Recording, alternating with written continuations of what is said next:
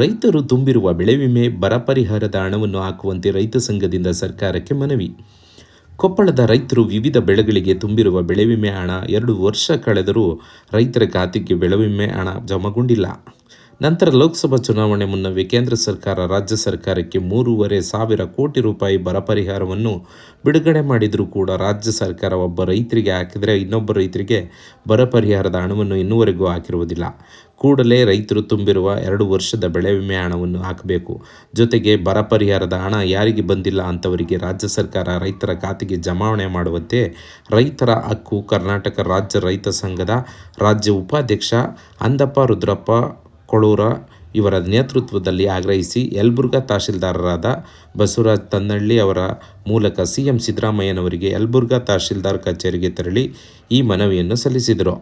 ಮನವಿ ಪತ್ರ ಸ್ವೀಕರಿಸಿದ ತಹಶೀಲ್ದಾರ್ ಬಸವರಾಜ್ ತನ್ನಳ್ಳಿ ಇವರು ನಿಮ್ಮ ಮನವಿ ಪತ್ರವನ್ನು ಮಾನ್ಯ ಸಿಎಂ ಸಿದ್ದರಾಮಯ್ಯನವರಿಗೆ ಕಳುಹಿಸಿಕೊಡುವುದಾಗಿ ಭರವಸೆ ನೀಡಿದರು. ಈ ಸಂದರ್ಭದಲ್ಲಿ ರೈತ ಸಂಘದ ಕಾರ್ಯಕರ್ತರಾದ ಶಂಕರಪ್ಪ ಒಕ್ಕಳದ, ಮಾರುತಿ ಮರಡಿ, ಯಲ್ಲಪ್ಪ ಬಾಬಾರಿ ಇನ್ನಿತರರು ಉಪಸ್ಥಿತರಿದ್ದರು.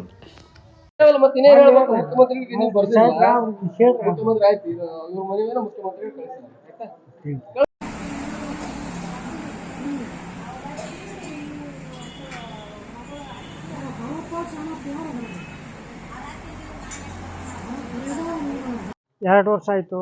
ಈಗ ರೈತರಿಗೆ ನಮ್ಮ ಕೊಪ್ಪಳ ಜಿಲ್ಲೆಯ ರೈತರಿಗೆ ಬರ ಪರಿಹಾರನ ಹಾಕಲಿಲ್ಲ. ಕೇಂದ್ರ ಸರ್ಕಾರ 3 ವರ್ಷ ಇಲೆಕ್ಷನ್ ಮುಂಚಿತವಾಗಿ 3,500 ಕೋಟಿ ರೂಪಾಯಿ ಹಾಕಿದರು.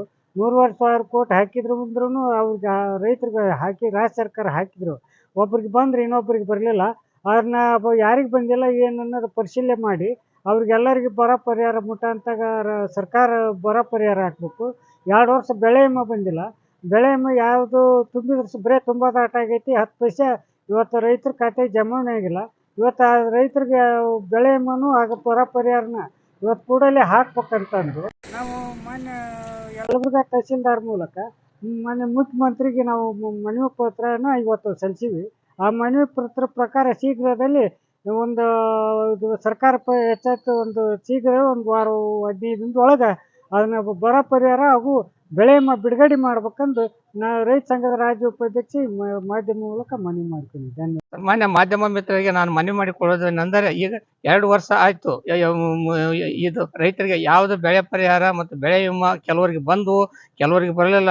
ಇದು ಅನಾವಶ್ಯಕವಾಗಿ ರೈತ ತುಂಬಿದಂಥ ಬೆಳೆಗೆ ಮಾತ್ರ ಬೆಳೆ ವಿಮೆ ಇಲ್ಲಿವರೆಗೆ ಆದರೂ ಬಂದಿಲ್ಲ ರೀ.